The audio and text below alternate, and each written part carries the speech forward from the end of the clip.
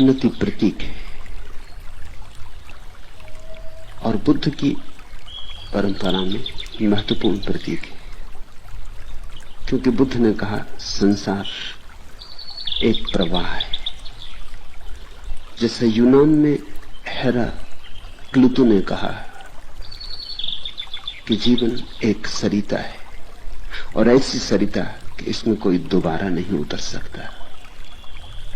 एक ही नदी में दोबारा उतरने का उपाय नहीं, क्योंकि जब तुम दोबारा उतरोगे तब तक बहुत पानी बह चुका होगा। ऐसा हेराक्लितु ने कहा। बुद्ध एक कदम और आगे गए।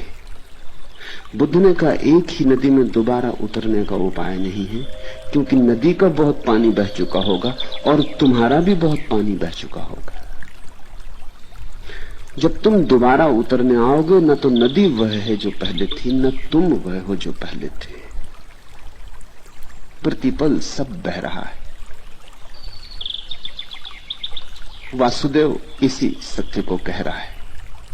वासुदेव एक माझी है।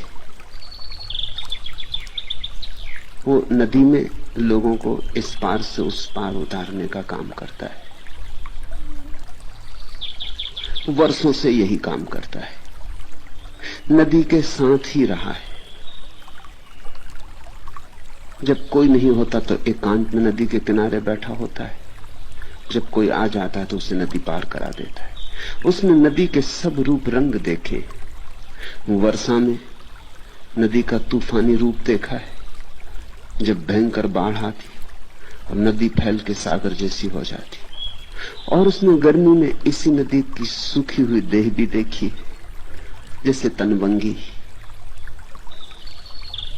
जरा सी धार रह जाती।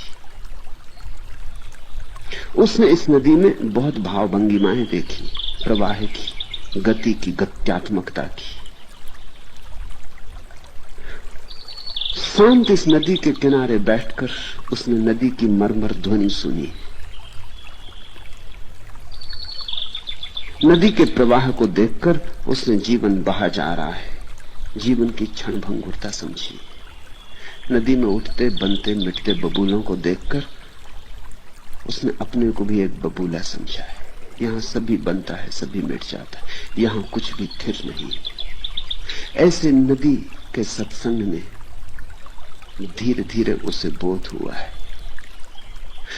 उस बात को वासुदेव कहता सिद्धार्थ से कि नहीं किसी गुरु के पास जाने की जरूरत है और न कोई शास्त्र पढ़ने की। मैं तो इस नदी के पास रह कर ही जान गया, सीख गया, समझ गया।